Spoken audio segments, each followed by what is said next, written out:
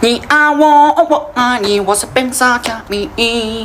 你爱我，我爱你，我是本傻甜蜜。 Assalamualaikum warahmatullahi wabarakatuh. Halo semuanya, perkenalkan nama saya Haliza Syadat dengan NIM 2305176011. Di sini saya akan menjelaskan tentang presentasi dari kelompok 3, yaitu dengan judul topik, tema, dan kerangka karangan. Di sini kan ada 3 poin teman-teman, poin pembahasan. Yang pertama kita akan bahas apa itu topik. Topik itu adalah suatu isu atau pokok persoalan yang sifatnya masih umum atau abstrak. Pada dasarnya merupakan pokok pembicaraan dalam keseluruhan tulisan yang digarap sebagai landasan yang dapat dikemukakan oleh penulis.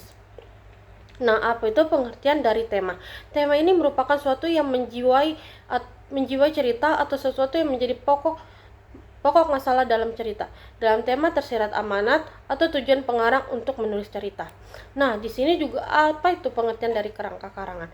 Kerangka karangan ini adalah suatu rencana kerja yang memuat ketentuan-ketentuan pokok bagaimana suatu topik harus diperinci dan dikembangkan kembali loh teman-teman. Nah, adapun hubungan antara topik, tema, dan kerangka karangan. Topik ini hubungan topik sebagai fondasi. Tanpa topik yang jelas, penulis akan kesulitan untuk menentukan arah dan fokus tulisan. Tema sebagai penyempurnaan topik. Tanpa tema, topik itu tidak sempurna sama sekali.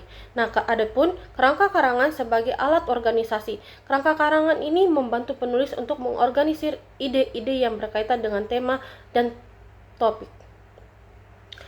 Nah, di sini juga ada namanya langkah-langkah untuk menyusun kerangka karangan.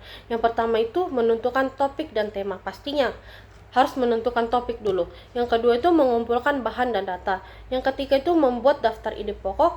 Yang keempat itu mengumpulkan daftar ide pokok. Yang kelima itu menyusun kerangka karangan. Di dalam menyusun kerangka karangan pastilah ada namanya pendahuluan, pembahasan, dan penutup.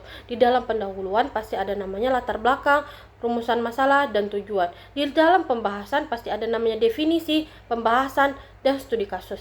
Di dalam penutup atau akhiran pasti ada namanya kesimpulan dan saran. Nah, di sini ada tantangan dalam menentukan topik, tema, dan menyusun kerangka karangan. Yang pertama itu tantangan dalam menentukan topik itu pasti penulis itu kesulitan untuk menentukan topik yang menarik. Topik itu terlalu luas ataupun terlalu sempit. Nah, di sini juga ada namanya tantangan dalam menentukan tema. Itu pasti penulis itu merasa temanya itu kurang spesifik, temanya tidak relevan dengan penulis-penulis lainnya. Nah, tantangan dalam menyusun kerangka karangan ini tuh pasti penulis itu merasa kerangka karangannya itu tidak terstruktur ataupun kurangnya ide pendukung dalam gagasan. Nah, di sini saya akan menyimpulkan hasil dari pembahasan yang tadi. Topik ini berfungsi sebagai fondasi awal yang menentukan arah tulisan. Sementara tema ini memperjelas ide utama yang ingin disampaikan. Di sisi lain, kerangka karangan itu membantu penulis menyusun ide secara terstruktur sehingga tulisan menjadi dapat dipahami dan mudah terarah. Oke, segitu saja penjelasan dari saya. Kurang lebihnya mohon maaf apabila pembahasan saya kurang dimengerti, mohon dimaafkan. Akhir kata, wassalamualaikum warahmatullahi wabarakatuh. Bye bye.